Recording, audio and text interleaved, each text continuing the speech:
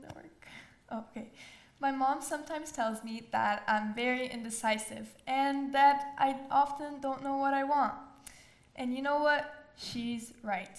I can't make simple decisions. Let's say I'm at the store, right? I have two options. I have the black bag and I have the red bag. The black bag, it's elegant, it's simple, and it would go with every outfit. But on the other hand, the red bag, it stands out and it's unique. I can't decide. It seems like a simple decision, really, but it isn't for some people. I'm here today to give yet another speech or a presentation. Uh, every single time I decide to write some sort of new speech or a presentation, I'm constantly struggling to find new ideas about what to talk about, so that people listen, and so that they want to find out more. I must have had millions of ideas, trying to find the best topic, the most perfect one, and yet every single idea that I came across just didn't seem good enough or worth talking about. And that is when I realized that anything I chose, I wouldn't be satisfied with because it wouldn't meet my expectations. Finally, I decided on a topic. I chose to talk about the pursuit of perfection and the truth about it. You might ask me, what do you mean by this? And after all this time, why did you choose this topic? Striving for excellence motivates you. Striving for perfection is demoralizing, said Dr. Harriet Breaker from the University of California.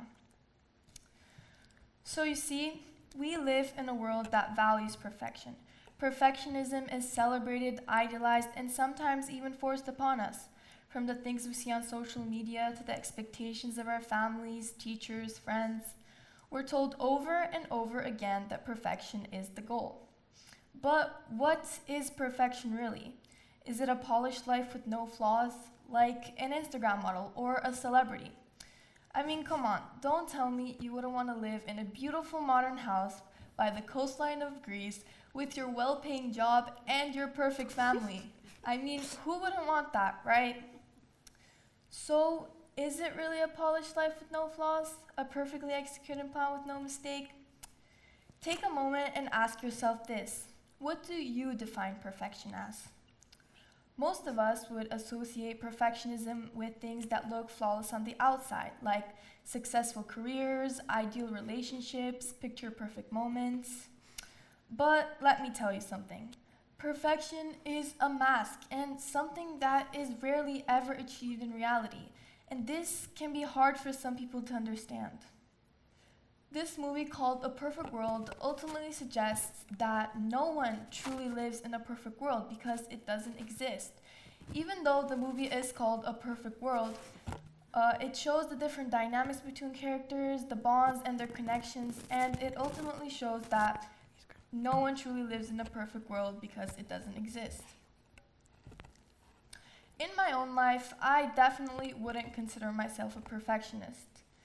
But being an only child, this can sometimes come with many expectations and responsibilities, and even sometimes assumptions from others. For example, sometimes parents think that only children are actually more creative, smarter, and more responsible compared to people that have siblings. And a recent research published by the Nature Human Behavior Journal actually proved this to be true. A group of scientists in China gathered a group of 7,186 people, ages ranging from 18 to 30, and they ran many brain imaging scans, they did socioeconomic and behavioral assessments, and childhood trauma questionnaires to prove that this is true. But what am I trying to tell you here? What I'm saying is that even small societal expectations like this, in this case, telling only children that they should be smarter and that they should be more creative and responsible than people that have siblings, can burden people even more. All of this, the pursuit of perfection, brings me to another point of mine: overthinking. Constantly chasing this pursuit of perfection can lead you to overthinking, even the smallest things. I mean, maybe you had a conversation with someone. Maybe you said or you did something. You play the scene over and over in your head again until it expires and something new shows up. But the more we overthink what happens instead, the more we fall into a cycle of self-doubt, criticism, and anxiety. And when I say overthinking the simplest things, I mean the simplest things, like choosing what outfit to wear in the morning. I mean, should I wear jeans with a casual shirt? Or should I wear a hoodie with sweatpants? But no, what will people think of me? Maybe they'll think I'm lazy, right? Next, I would also like to address that there are many people out there, especially those who are neurodiverse or struggle with conditions such as OCD, who feel this pressure much more severely. For people with OCD, this pressure can be a compulsion. It is not a choice. These individuals feel driven to act in ways that satisfy a need for order or symmetry. And well, if this need isn't met, then this can cause them significant distress. And of course, while this can bring good results sometimes, the cost is high.